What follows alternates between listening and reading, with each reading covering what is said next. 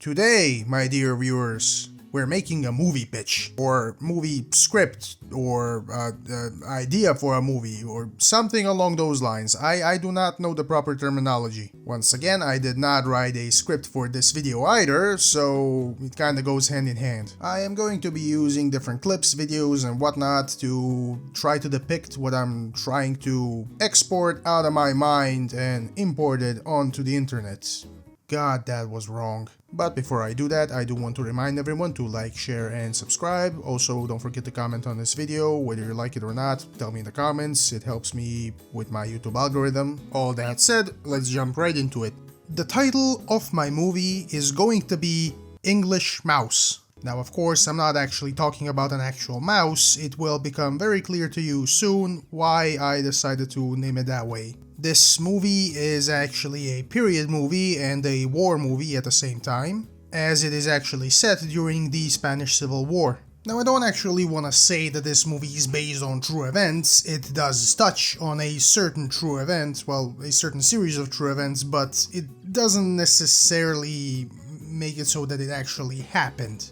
So the movie begins with our protagonist, Henry Mousing, a young British journalist from Oxford, waking up in the morning and being greeted by his young wife, let's say Catherine. So after Henry wakes up and goes to the bathroom and cleans himself up, he goes to the kitchen to get something to eat, where at the table is sitting his 2-year-old son. Now you might be wondering, why does he have a 2-year-old son if he is a young British journalist? Well, that's because up until I think 50 or perhaps 60 years ago, people were getting married very, very young.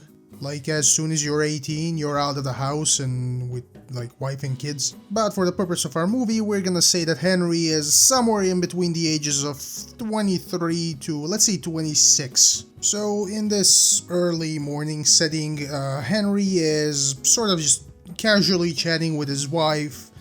He's expected to go on this trip, which I'm gonna tell you about soon, and him and his wife are just going over some basic things like, you know, while he's gone, if they need somebody to guard their kid, they should call, you know, their parents, that she just, you know, leaves any mail that comes in his name on his table in his office. Some other small talk, and, you know, how he hopes to be back as soon as possible, how the time that he's gonna spend away is gonna go by in a flash. After that, somebody knocks on the door and Henry goes to open, and it's one of Henry's colleagues, William, who has come to pick him up as they're supposed to go to a certain military base. That is the RAF base in Carterton. You see, as the Spanish Civil War is, you know, going on, British government has decided to, with aid of RAF, send some frontline reporters and military journalists and whatnot to report on the ongoing events throughout the conflict. Now, this might come as a surprise to some of you, but the presence of journalists at the front lines of combat throughout various wars has actually been a thing for, I think, well over a century now. Like, if you take a stroll to Google and just search for military journalists in World War II, World War I, you're gonna find a couple of famous ones. And I would like to take this opportunity to thank all of the journalists that have gone to front lines. I do know that some people, you know, like to joke about them going to front lines, like the only reason that somebody should be going to front line is to fight and not to, you know, report on the news and whatnot. But it is because of these journalists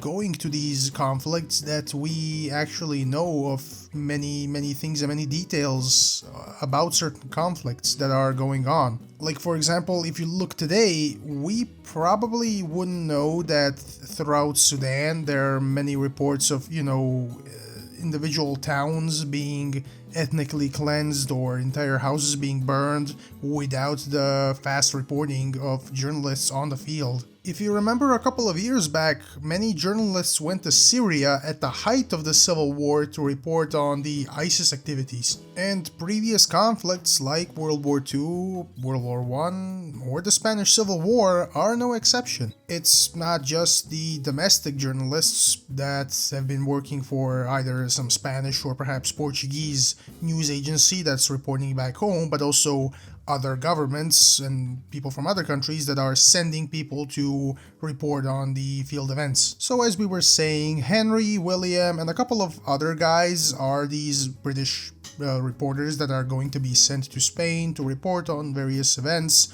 British government has sent a contingent of journalists at the southern part of Spain, but at the time the Civil War has not really reached the southern part as it has the northern part. So this time around they are sending a contingent of journalists to the nationalist side of the northern part of Spain during 1937 Spanish Civil War lines. So Henry and his mates load up on a plane and are flown to the southern French town of Blitz. Now, at the time at which this movie is set, the nationalist forces have already reached the French border and have reached the Atlantic coast, where the border with Spain and France, that western part of the border, the far western part that meets the Atlantic Ocean is. So Henry and William and a couple of other journalists from the contingent that has been sent cross the border, and now they arrive at the town of Donostia San Sebastian. I think that's how you say it. And it is from here on that the journalist contingent from Britain is supposed to split up, and each journalist or two journalists are sent to different parts or different small towns to report on the events and, just sort of see what has happened there. Of course, all of this is under the watch of various nationalist forces and agents that are sort of sent to escort these journalists and provide, quote marks, security. And our pal Henry here was sent to a lovely little town of Vitoria-Gasteiz. I hope I'm pronouncing that right. So, he gets picked up by a truck or a jeep or something with nationalist agents and whatnot, and they, drive him off there. He's, smoking a cigarette as he's driving along. We see those picturesque views and whatnot of villages and mountains and hills and forests and whatnot. And after some time, he finally does arrive in the town, where he slowly begins settling in. Now, the settling process doesn't really take much. It's less than a day. Let's say a day and a half or whatnot. It's only up until he doesn't meet with the local commander of the nationalist forces. Now, this is where I actually need your help to sort of write this part of the story.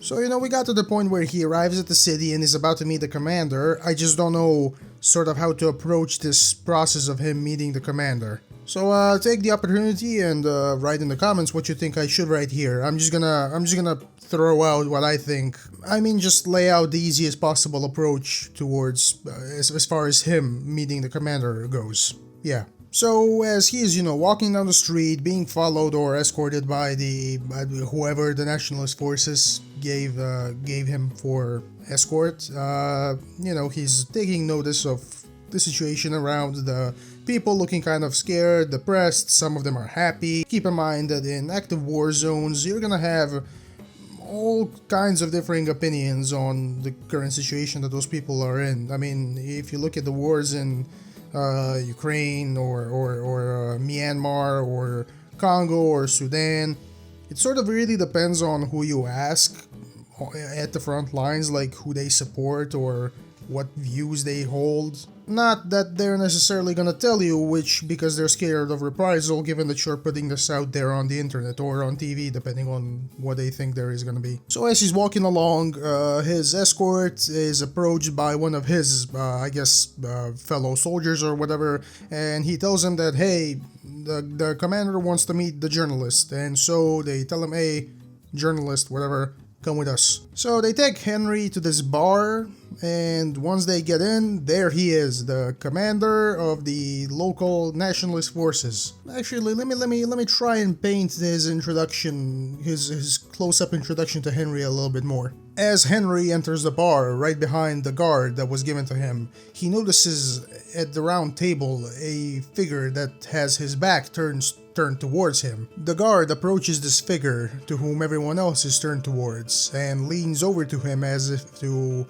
whisper something to him. At that point, the mysterious man stands up and turns around. And at that moment, Henry comes face to face with the man, Enrique Iglesias. What? You thought I was gonna use Anton Chigurh, huh? You thought I was gonna say that, huh? You sad fuck. You really think I'm that unoriginal? Fuck you. So, the commander, Enrique, he, meets Henry, they shake hands and whatnot, and he introduces himself, and he asks Henry, what's his name, and Henry says, Henry Mousing.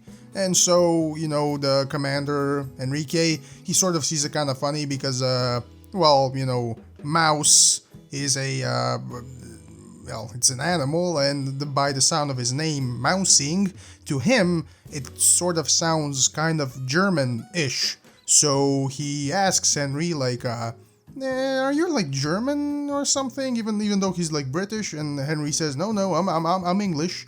I'm English, and Enrique says, okay, Senor Mouse, and that's sort of what I wanted to allude to. That's the whole point of this fucking video. Okay, moving on. So the commander tells all of his phonies to just, I guess, continue playing poker, because I guess that's what they were doing all this time or something. And he takes Enrique takes Henry to like a separate table, calls the waiter to like bring him some drinks or something, or asks Henry like, hey, what you drink or something, and they talk about useless shit and whatnot. And it's actually in this dialogue that we sort of find out, I guess, Enrique's backstory. He tells Henry that, he was born in Spain and raised there, but as a teenager, he decided to, leave his family, not run away from them, but just, for economic reasons, leave and go to America. It's in America that, he found a job, got some friends there and whatnot, but as soon as the Spanish, Civil War started brewing or whatnot, he came back. He then, shows Henry the gun that he got from America, but some American pistol, I don't know, Colt or Smith & Wesson or something, I don't know. Also, it might sound a bit weird that I'm gonna say this now, but since I forgot to say it earlier, I guess I should mention this here. Henry doesn't actually speak Spanish. He's been given an interpreter. That guy that's, sent as a guide, quote mark, with him is that, one other purpose for that guy is to act as a translator for Henry and I guess whatever he wants to talk with whoever. But there isn't a need for a translator now that he's talking with Commander Enrique here, because as I said, Enrique went to America, he learned English, so there's not a problem there. Though I do want to say, the reason why Henry was chosen to go to Spain, even though he doesn't speak Spanish, is because of shortage of, journalists or reporters, or just men that, people that can speak Spanish that UK would like to have, but it doesn't, because all of its other Spanish-speaking reporters or just any personnel that it has been sent to, let's say, Latin America or somewhere where, you could use a Spanish translator. So, in the meantime, Henry and Commander Enrique, they're, just talking random stuff. Henry, at one point, takes his camera and just starts talking random stuff about his camera to sort of, just making conversation, small talk, something that I don't know how to do. And, at a certain point, one of the soldiers that serves under Enrique approaches Enrique and whispers something into his ear, and Enrique tells the soldier in Spanish, yeah, I got that, let me just take care of this. And he then turns towards Henry and suggests to Henry, hey, why don't we go for a walk somewhere? This will become apparent why very, very soon. Anyway, Henry agrees, and they take their time, going out for a walk, where Enrique pretty much takes his time explaining to Henry why the nationalists are the better side of this war, and the political prelude that led to their current situation, the war and whatnot. How one of his brothers has been killed, and how One of his sisters is also working as a nurse on the front lines and whatnot. That his father was shot by the communist forces or something like that. Henry is pretty much just, nodding his head or whatnot, or I guess writing it down. Either way is fine. Whichever one you prefer, write down in the comments. I need that algorithm. And at one point, Enrique tells Henry that sometimes they need to be tougher with their approach. Not just trying to convince the public through words and speeches and incentives but whatnot, but let's say a bit more kinetic approach and a bit more kinetic incentive.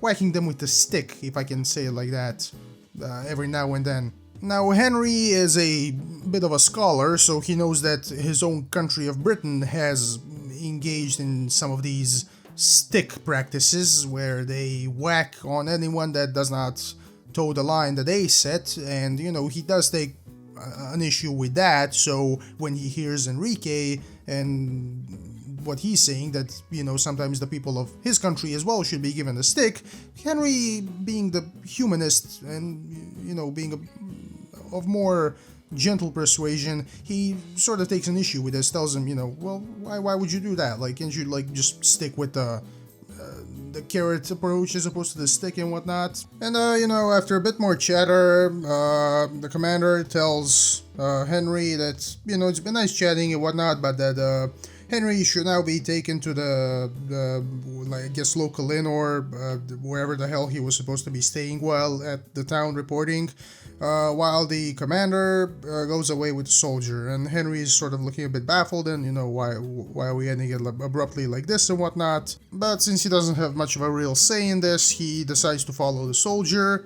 And he gets dropped off at the place where he's supposed to be staying, which is at the outskirts of town, because he's supposed to be picked up at the morning and taken to some other location or whatnot. Like another small village or town somewhere near that needs reporting on recent activities, or just to the front line that's not necessarily that far away from where he is. But as he's dropped off at the hotel and whatnot, he is actually left in the room, although right outside the room is another guard, which sort of makes Henry feel a bit weird and arouses his journalistic sense, if I can say it that way, because, well, he was hoping that he could interview the locals a bit more and whatnot, so he decides that in the middle of the night he would, I guess, sneak out either through the window or somewhere, and as the night comes, he does sneak out, and with his camera, he makes way to the city center.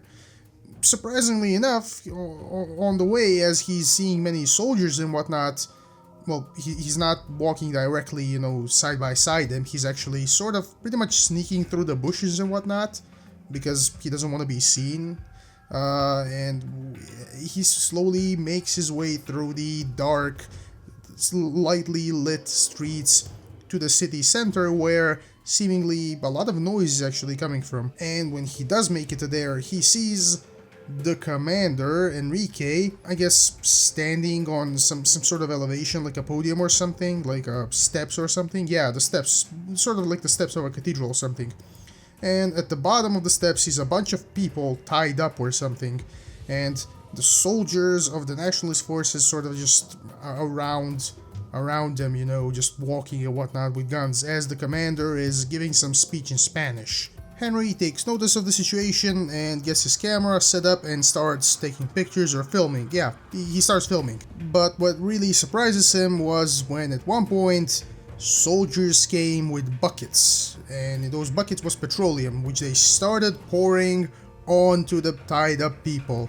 And as the commander is talking, his tone all of a sudden, becomes, I guess, more elevated. He's louder, he sounds angrier, when in reality in Spanish, well, he is angry and whatnot, but in Spanish, he's, saying how these traitors represent the scum, how they need to exterminate them. He's giving a speech, by the way, to the his soldiers, as well as the, I guess, local nationalist supporters. Henry doesn't know this at the time, but he's sort of looking at the buckets that they're pouring on. He doesn't know what's what the liquid is that they're pouring on. He's sort of like just looking sort of surprised and whatnot. When at one point the commander takes a torch from his back, he stops talking, he takes a torch, lights it, throws it at the people, and, well, Henry is terrified. Within his eyes, you see the reflection of the flame going in the background, in the direction that he's looking at. Like, that you could achieve a real good effect with the camera if you go that way. His heart starts pounding like a rabbit's heart, and he gets nauseous and actually throws up. But at the moment that he sort of steps away to throw up over the ledge, about, I guess, 30-40 meters in the other direction, like to the right of him, there was a nationalist soldier lighting a cigar. He sees Henry sees him, so Henry gets panicked, the soldier gets panicked, Henry runs back, grabs his camera, and starts running. The soldier goes back to the post, to the other soldiers at the center, to the commander, and tells him, hey, there is a guy who saw all of this, who I guess has a camera or something, and he's now running and whatnot. The commander, Enrique, is a bit startled and whatnot. Why is anyone filming this? He specifically gave the orders to bar anyone from filming. By the way, I don't think I mentioned this, but Henry found a position right under some steps or whatnot, or over some ledge or whatever, where nobody sees him, to position himself with the camera. That's what I forgot to mention. My bad. I did not write a script for this video because the video is too long and I am way too lazy and underpaid. Conveniently, at the same moment, another soldier approaches commander and alerts him that Henry is no longer in his room. They went to check on the guard, checked on Henry in his room and found out that Henry wasn't there. He found an open window, and I guess commander pretty much connects the dots right away and figures out, oh, that was the Senior Mouse. He sort of whispers under his breath, Senior Mouse or something, or just Mouse. He orders a good group of his soldiers to come with him and tells the others to just stay here and I guess kill anyone that tries to run or something, or just guard, whatever. He takes a group of soldiers and gets the chase going to figure out where the Henry, where the Mr. Mouse went. Now I don't know how to connect this now to Henry running, so I'm just gonna ask you guys to write in the comments what you think I should put here. I'm just gonna say that Henry is running, he's spotted by soldiers, commander is in a vehicle, the nationalists, they have vehicles like jeeps or something with guns and whatnot, and they're driving, and he's alerted that, oh, the guy's this way, go that way, so he goes that way with the vehicle. Henry, I guess, hears the vehicle because it's motor and whatnot, and jumps into the bushes and starts running, I guess through fields or just parks, nearby bushes and trees and whatnot. And as Henry is running sort of uncoordinatedly, or whatever the word is, the commander, following the road because he's with a vehicle, sort of can't really chase him, but he does, through his monoculars, or whatever this thing is called. Right, it's called binoculars. I don't speak English, my bad. He sees Henry through binoculars and he figures out, damn it, the guy is too far away, but we need to stop him from running as much as possible. So he gets one of his guys who's a sniper and tells him, hey, position yourself to shoot. The scene, gets tensed up as Henry's basically now running in a straight line. Directly behind him are the guys. He doesn't know that they have sniper. He's just scared because he knows that they're chasing him at this point, and that he's not supposed to be outside. So he's running all his heart is beating, he's sweaty, he's breathing heavily. The sniper takes the position, asks Enrique permission to shoot. Enrique tells him open fire, and yeah, he basically hits Henry in his shoulder. I haven't decided if it's gonna be right or left. Either way, he hits him and Henry sort of stumbles down. The commander, having seen it all through his binoculars, he's good job, get back in the jeep, we're gonna go after him. And Henry is sort of down on the ground. He's doesn't know what happened to him, but he does feel sharp pain in his shoulder. Now, Henry doesn't know it at the time, but the bullet did miss, I guess, any vitals, any arteries and whatnot. His arm does hurt, he's bleeding down it, he sort of like starts to get up a bit, he notices that he's bleeding, and you know, he does sort of, he does some fast thinking, he is a talented guy after all, and he does some fast thinking and he figures out, oh, I cannot carry the whole of camera with the film now that I'm injured and bleeding, so I might as well just, you know, take the film, leave the fucking camera behind.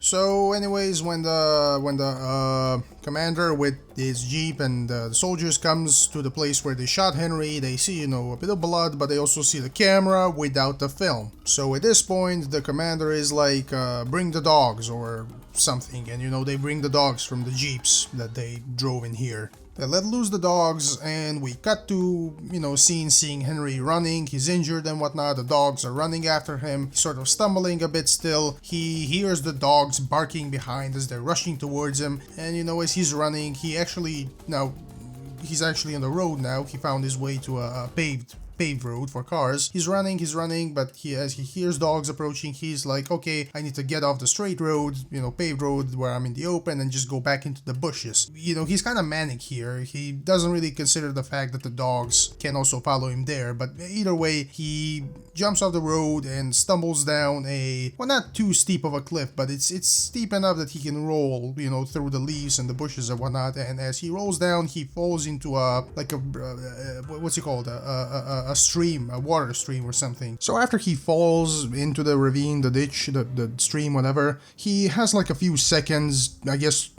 just of time, him sort of figuring things out, like where he is, where did he fall. The dogs, you can hear the dogs barking, but they're still not at as tail as they were a moment ago, so he's sort of just picking himself up and running downwards. And since he's running downwards, following the stream, it takes a few minutes, I guess, or maybe even more, for him to get to where the stream meets the river.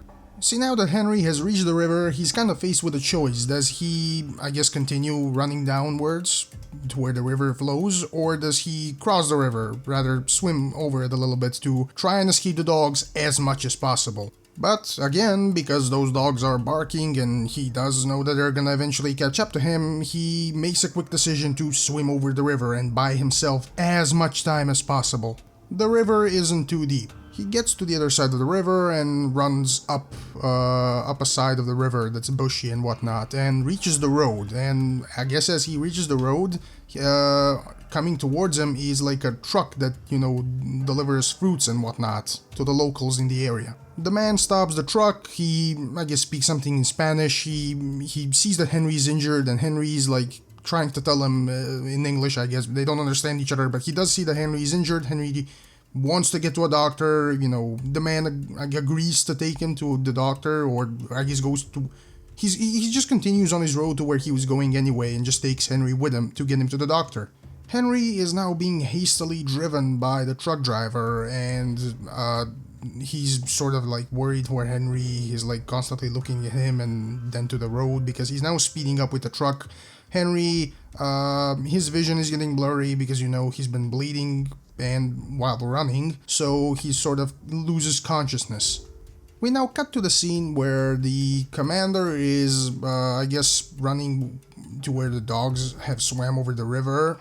He's caught up by going around. I guess one of the guys has alerted him that the damn dogs have swam over the river and that's where he should go with the truck. That is, one of the soldiers has alerted him, and now he's sort of looking at the, I guess, small bloodstains on the road, having figured out that Henry has been picked up by someone. And, you know, he sort of gets his soldiers together and figures out, okay, how many settlements are in that area? We're kind of gonna have to check all of them to figure out where exactly did he go. Like, they know that Henry needs a doctor. The commander is smart, and this is where we actually come sort of to a reality, to a reason why the commander is in such a hot pursuit of Henry. One of the soldiers, I guess a rookie or something, doesn't even matter, he sort of approaches the commander and asks him, hey boss, like, why are we so hasty to get this guy? Like, is there any particular reason? I mean, it sort of doesn't matter, right? The commander slowly turns towards him, looking at him like he just killed his dog or something. He lunges towards the soldier, grabs him by the collar, and tells him like, you do know that once this war is over, should we lose because the war is still going on, we're gonna be the ones being tried for these kinds of things, for these what obviously is a war crime. He then, tries to, well, he isn't really trying, he's sort of repeating himself what he has sort of said in Spanish back while he was giving a speech right before he burned the people that others can't understand, that these communists, the anti-social, the anti-nationalists, that is, of the Spanish other side of the Spanish Civil War, that they are scum, they're gonna ruin the country, that it doesn't matter if we win the war so long as they're around, like we really need to exterminate them all and sort of stuff. The other soldiers, those who I guess haven't come to this conclusion prior to following the commander into this chase of Henry, they sort of come to their senses now and realize what is going on, so they're like, yeah, you're right, we're gonna continue to follow your lead. The commander then tells them to split up as much as possible, but still get, I guess, a bit more guys, some of the guys that have stayed back in Victoria Gasteiz, and to get more trucks, more cars, to go into every settlement that sort of remains under their control from this side of the front line. The soldiers say, right, whatever, and we now cut to the scene where Henry is waking up and he's lying in bed, and close to his side is a woman sort of trying to, I guess, give him new bandages or whatnot for his shoulder. He's confused, he's grunting in pain because, of course, the wound hasn't yet healed. He's disoriented, asking in English, like, where am I? The girl doesn't really speak English, she speaks Spanish, so she's just like looking at him, nodding her head or something. So she tells him in Spanish, like, wait here, and she goes out the door, and a minute later comes in a man who is the doctor. He's the older guy, the doctor that patched up Henry from his gunshot wound. Henry tries to converse with the doctor as well, but doctor likewise doesn't speak English, only knows Spanish, and so Henry gets out of the bed and tries to find something with which he could sort of ask some questions to the doctor, like what day it is, where am I, and that sort of stuff. He sees that there is on the wall of his room a calendar, so he grabs that and I guess tries with hand gestures to ask the doctor what day it is. He comes to his senses, sort of remembers that last time he was in Victoria Gasteiz, it was that and that date, and he gets the answer from the doctor. That answer that he has been asleep for well over 24 hours, maybe even 3, not 3 days, but let's say 2 days, almost 2 days. Almost 2 days of sleep. He's hungry, he's thirsty now. He realizes now, like, his sore throat and whatnot is now acting up. I guess we can now switch to the scene where he's either bathing or eating something at the doctor's table, drinking or whatever, and he's trying again to converse with the doctor, like who he is, why was he helped, where's the driver, that sort of stuff.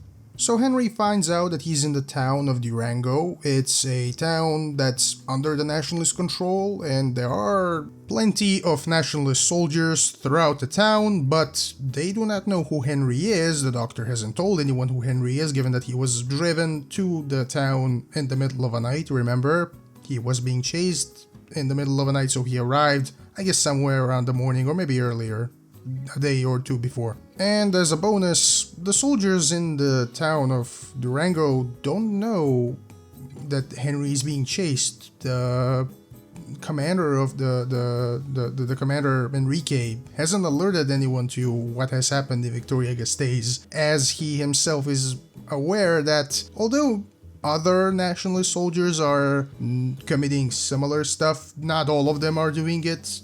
And as a result, if he comes face to face with a commander that outranks him in the nationalist army, he could face some consequences, so he sort of decides to keep it under wrap and just continue searching for Henry. So in less than, I guess, 12, maybe less than a day, the commander is done with searching with other villages and whatnot, and people in those other villages and settlements tell him that they have seen a truck drive rather fast towards the town of Durango. Commander, now having figured this out, jumps into the truck with all of his soldiers that he's called over and presses forward onto the town of Durango. At the same time as that, the word does begin to spread that there is a foreigner of some sort in the doctor's house. An old lady comes into the house, I guess one of the customers picking up medicine or something. And she's sort of quick to pick up her medicine. She does look at Henry, and she gets sort of suspicious of him, not knowing who he is. Remember that in war zones, people are not really quick to trust everyone, as the next person that they meet might as well be their executioner. So she quickly bolts out of the doctor's office, or house, doesn't matter. And the doctor tries his best to communicate to Henry that he really should be getting on the move, as it really won't be safe for him to stay in this town, as the word is spreading really, really fast. He thanks the doctor for all that he has done, and the doctor gives him some medicine to carry with him, some water, some food along, and I guess just tells him where he can go. He tells him that he should probably go towards the big city of Bilbao, as it's still under the opposite control of the anti-nationalist control, the Republican, communist, whatever. Just before he left the doctor's home, as well as the town of Durango, doctor told Henry that he has to watch as to when he's crossing the battlefield, because of course he can get shot and whatnot. Henry now reaches the border, well, not the border, but the front line. Some front lines during World War II and World War I, of course, did look like, trenches and vast swaths of empty, burnt out fields and whatnot, but in this case, it's a tad bit different. You see, the battlefield here it does have barbed wire, but the distance in between the two sides is way greater. At some points you have bunkers, at others you don't, at others you have trenches, but then you also don't. You have patrols here and there, you got all kinds of vehicles moving here and there. Somewhere you hear gunshots, at other places you don't, so it's very weird. It's for that reason mainly, that he doesn't want to be seen by anyone or really risk the Republican or nationalist forces locating him, or not, I guess, mistaking him for someone else, because at this point they didn't have those press vests. That's why he made the decision to move in the night. Now keep in mind, he's still healing from his injuries. The wound, it hasn't even been, 3 or 4 days, or maybe 5 since he's been patched up. Plus, he's running a slight fever. So he kinda has to move carefully, sometimes moving, sometimes stopping to catch some breath, whatnot. In the meantime, the commander, along with his soldiers, arrives at the town of Durango, where I guess he meets up with the local commander, and, well, I don't know if he tells him. I haven't decided yet if he's gonna tell the local commander there that what has happened in Victoria-Gasteiz. I'm just gonna assume that he didn't, and that he sort of got his soldiers to start asking around while he talks with the local commander. Eventually, one thing led to another, and they do find out that Henry was at the doctor's office, and so he takes his soldiers to the doctor's office to interrogate them. Now, at this point, he can sort of have some kind of a, Anton Chigurh type scene, where he is the one who commands the presence in the room. He sort of tells his soldiers to sort of get out and let him talk with the commander. The doctor, my bad. They talk a bit more, blah blah blah blah, whatever is said in Spanish. I tried to learn Spanish, but even at the end I kind of gave up. My bad. I hope I return to it someday. So he shoots the doctor, and right as the gunshot is heard, he exits a moment later, and the old lady, yes, that old lady, approaches him, and he shakes her hand and, thanks her, says that she's doing wonders for the homeland, and that she will be rewarded some time after the war or something. Either way, he does eventually find out. I don't know, somebody else in the town tells him, or maybe it was the doctor before he died. Maybe he threatened the doctor that he's gonna kill the lady that works in his shop. Maybe it's his daughter, I don't know, I haven't decided yet. He finds out where Henry is headed, so he gets the pursuit going. Henry, having walked throughout the night, having slept beside trees and whatnot, is slowly but surely moving through the battlefield, and he crosses off to the other side, and well, not to the other side, but he crosses to the other side to where there's the Republican control, but he still, again, cannot reveal himself because they can mistake him for someone else. And who knows, maybe amongst the Republicans, there is just another version of the commander. In the meantime, the Enrique gets his soldiers to close to the front line. They stop with the trucks, and he's like, all right, this is gonna be real dangerous, but we have to do it. Remember, we don't want that guy getting the film to anyone anywhere outside of Spain and whatnot. So they actually change clothes, and they change it to civilian clothes and decide to follow in Henry's step, of course with the dogs. Now remember, unlike Henry, they're not injured, so they can cross the same distance that Henry has crossed way faster. Henry is injured, he can't move that much. He is walking through the countryside on the Republican side, walking slowly, of course, in between bushes, trees, keeping a good eye out for any Republican patrols. All the while, Enrique's group is running very fast. I mean, not running fast because they're gonna get tired and whatnot, but let's say walking fast. Some kind of mixed run walk with the dogs, that kind of stuff. Now I want to keep in mind that Henry here is not moving close to the roads, as that's where the Republicans are moving their troops and whatnot. He's moving really through bushes and trees and hills and whatnot. He gets to a road now, and on the other side of the road of which he is, there is a plaque that points directions. It's written with bullets because of the war, of course. On one side, there is a clear sign that points towards Bilbao, which is where Henry wants to go. He does know that that's a larger city, and he sort of figures out, okay, I am gonna keep moving through bushes and whatnot until I get to there, like all the way there. I don't want any Republicans stopping me along the road. I really want to find at least one of my colleagues over there, or at least connect with any representative of the British government, or the American government, or the French government. It doesn't matter, anybody. But as he's thinking to himself, he hears right behind him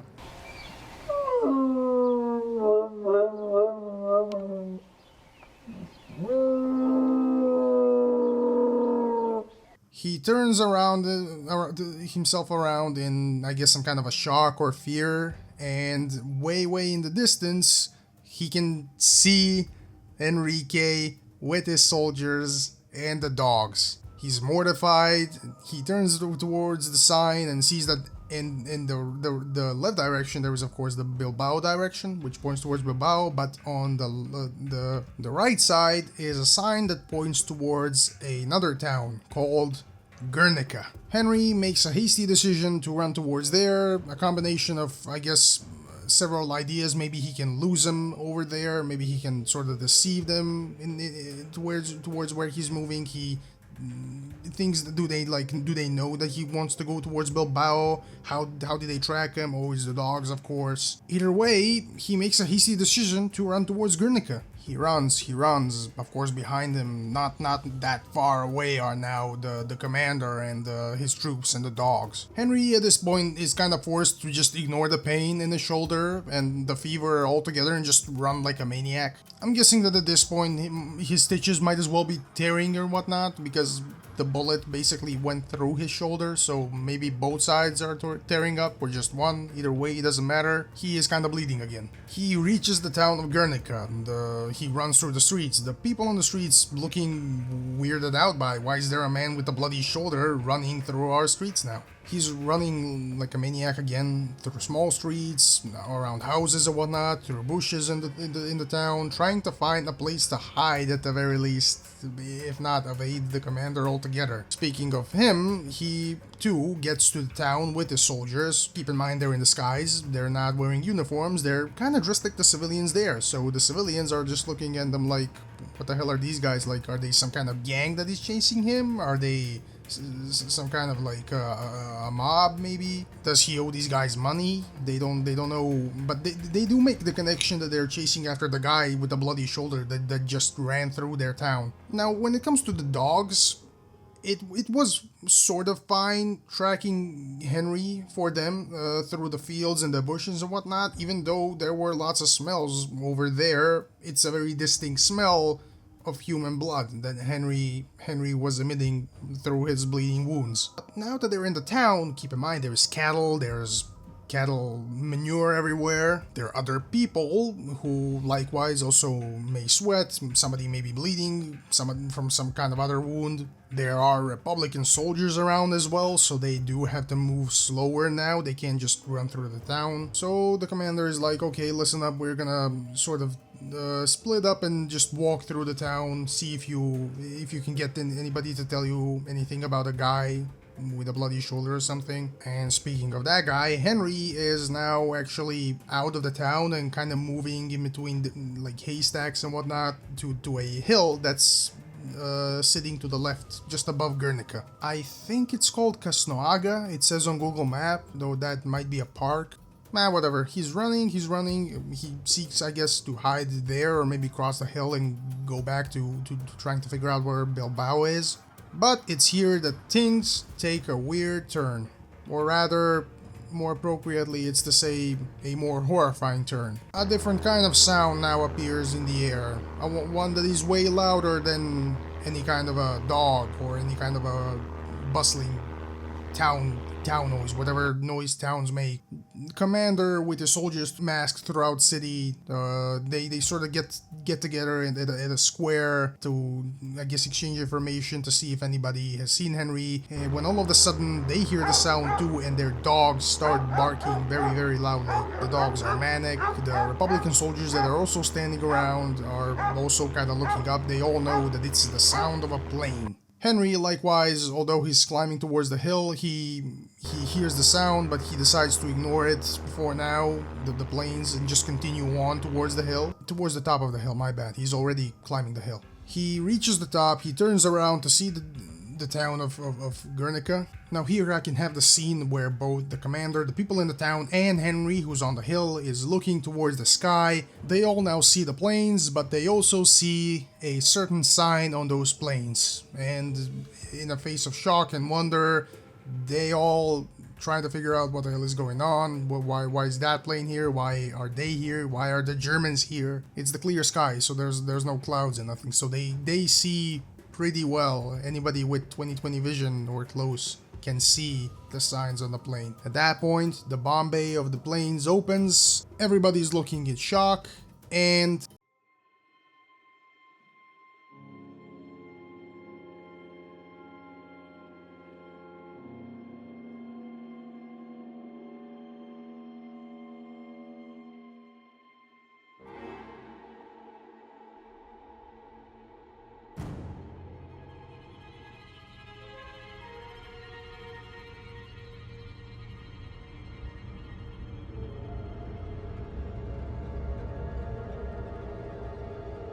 Henry now drops to his knees.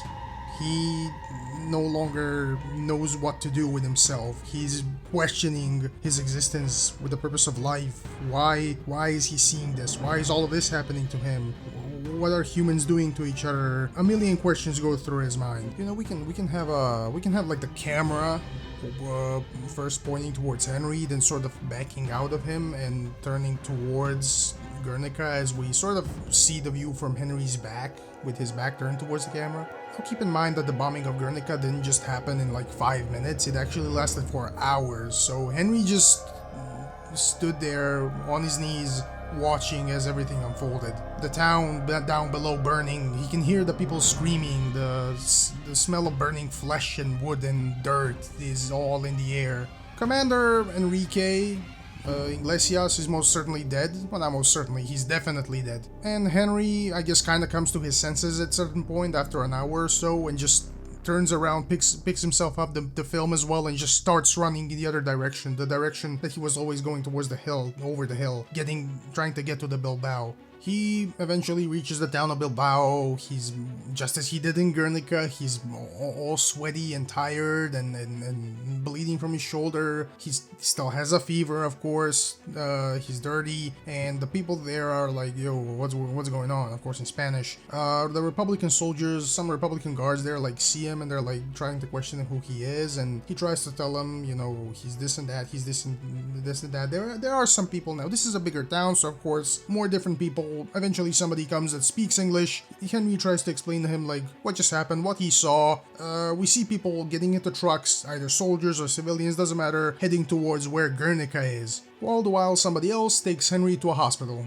We now see, we cut to a scene where he's sort of lying in bed or just waking up once again with his wound patched up for the second time. A day or so later, where one of his colleagues, not William, but well, maybe it can be William, yeah, let's have William come towards him and like question him, yo, like what you saw, what happened to you, like I've been told only a little, like what's going on. But before Henry can tell him, he's like, just forget, first like get to a phone, call your wife and like call the people back there and like back home and like try to just come into contact with somebody. Henry does, man, you know, he's at the hospital next to a phone.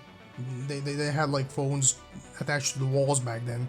He calls his wife, Elizabeth, you know, they're on the phone. She like picks up and he's like, oh, am I so glad to hear you, you know, how's the kids? And she's like, yo, I haven't heard from you in how long, you know, are you okay, are you healthy? Maybe we can have Henry like apply some riz where he's like, you know, I am now that I'm hearing your voice type shit and whatnot. And he tells her that he'll tell her everything that he saw that happen once he gets back to Britain. Now, given that Henry has now at this point been at Bilbao for quite, I guess, a few days, he's getting ready to depart. I haven't decided yet if the Republican soldiers have confiscated his film, which they're gonna use to show in like some kind of propaganda ad or something, or is Henry getting to keep the film and taking it back with him to UK. But either way, I just want to have a scene where he's sort of getting out of the airplane that is bringing him back to UK. At the airport, his wife and child are waiting for him. You know, he's injured now, so he can't really stay on and report on the situation at this point. You know, he runs out of the plane, his wife and child run towards him, you know, they all hug and whatnot, and I guess I can just end the movie there. I actually am gonna end it there because I am tired, I'm sweaty, I did not expect this to turn out as long as it did. You better like and subscribe and comment after this. Look, all the jokes aside, this is my idea of a film, my idea for a movie or a movie script. Either way, I hope you enjoyed. I do promise to improve my editing techniques in the future. This, however, as you can see by the timeline of this video, is a monumental effort to edit, and mind you that I am also working alone. But all that said and done, I thank you for watching this video. I hope that you'll be here to see another one of my videos. Please like, share, and subscribe.